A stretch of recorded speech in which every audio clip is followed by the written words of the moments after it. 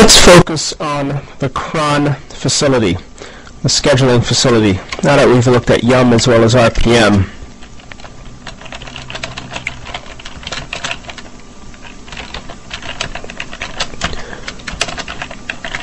So Cron features a scheduler, and a scheduler within an OS environment provides the ability to execute commands at a desired schedule. Now Cron follows some rules. When you create an entry, the rules are based on times, and the times are governed by the various columns that are or that precede the command that is to execute. And they include the minute, which can be 0 through 59, meaning the process can execute either at the top of the hour or before the top of the next hour, or any minute between the two. So between the top and the minute before the top of the subsequent hour. The second column in the rule that you create, or the cron entry, so rules will also reference as cron entry or cron entries, pertains to the hour of the day that the process is to execute, which can be one of 0 through 23 and can be multiple options. So if you'd like a process to run, let's say for example at midnight, then 2 a.m. and then 6 a.m., you could indicate 0, 2, 6, and Cron would run the process on those hours. The hour column is followed immediately by the day of the month, or DOM, which is one of 1 through 31, depending on the month, of course. And again, just like the other fields, can be combined to represent multiple days of the month, such as the 1st, the 15th, the 19th, and the 24th. After the day of the month is the month. This influences the months in which the process, months in which the process will execute, 1 through 12. So if you'd like a process to execute all months, you could indicate asterisk or specific months such as January and February, 1, 2, or 1 through 2.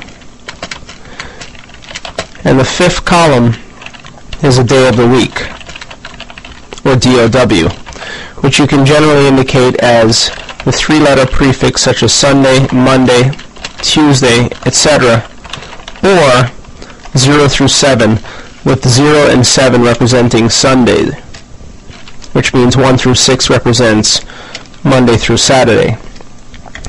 So again, Cron is a scheduler, and it accepts rules in various files that it processes, and the rules should contain the time that the process should execute, and the final column, the fifth or the sixth column, contains the command to execute, which can be a shell script, Perl script, etc. Now let's take a look from the shell at how Cron is implemented. An RPM query Cron reveals that it's not installed. Query all grep I Cron reveals that it's indeed installed, but instead of as Cron, it's called Vixie-Cron.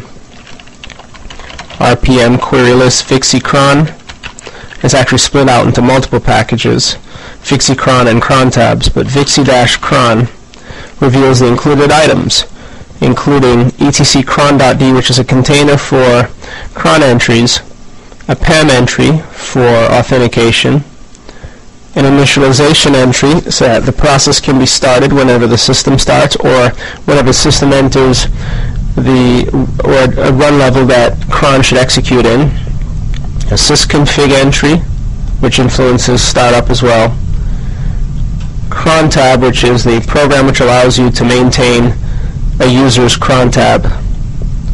The main daemon itself, cron d, and in fact if you psef grep Cron D, you'll see that it's running. It's always running, by the way. And documentation, as well as varspool cron, where you'll find individual user cron items. So in addition to being a scheduler and accepting rules, cron wakes up every minute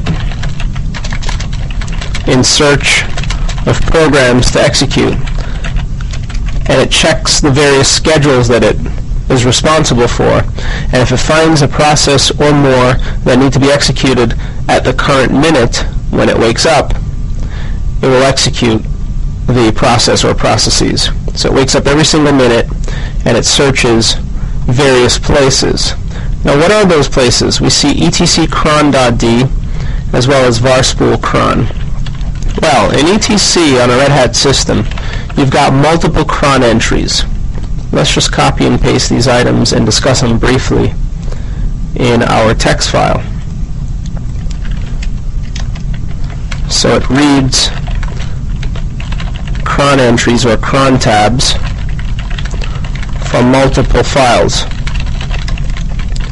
And they're primarily located beneath etc, and they resemble, or they are these files. Items beneath cron.d will be included. So for example, let's just take a brief look at cron.d. It's empty. But if you insert a file, an entry with a schedule, it'll be executed according to schedule. Cron.deny. That's less etc cron.deny. Let's see if it even exists, and it does. Any user placed in this file will be denied access to execute cron. So let's just note denies cron execution by user. Cron.monthly runs jobs monthly. And let's just take a brief look at the cron.monthly directory to see what's there. And we see an entry for anacron, which is a process that covers for cron in the event that cron is unable to run processes on your computer because it's been powered off for some amount of time. So it runs jobs monthly. Whereas cron.weekly runs jobs weekly. Let's take a brief look at a default Red Hat installation to see what's in here. And we see anacron once again, as well as make what is, which is another job. And if we examine the contents of cron.weekly, make what is, for example, you'll see that this entry is a bash shell script with a description of what it does. And if we examine anacron, or zero anacron, and zero is to ensure that it runs first, it too is a script, a bash shell script, which will run items that were not executed. Cron.daily is similar. Items that are to be executed daily will run if they are in the daily directory. And a brief look at the default location will indicate what runs daily on the system. Entries for cups, log rotate. Perhaps log rotate is the most important process. That's less cron.daily log rotate, which we have yet to look at. And on a daily basis, when cron executes the daily jobs, one of them will be the log rotate package, which processes a configuration file from etc, and it makes sure that it logs the item if the exit status is not 0. In other words, if a failure to rotate the file occurs, or files occur, then the logger is called and an appropriate entry will be logged related to log rotate that you can find in the messages file. Cron.hourly runs jobs hourly. Let's see if there are any entries. And there are none. And then there's a main cron tab file. This file contains general schedules, general system schedules. So contains system-wide schedules. It is also a place where you may place cron entries for, let's say, tasks that you'd like to run that you'd normally assign to root. just to keep it in a centralized place.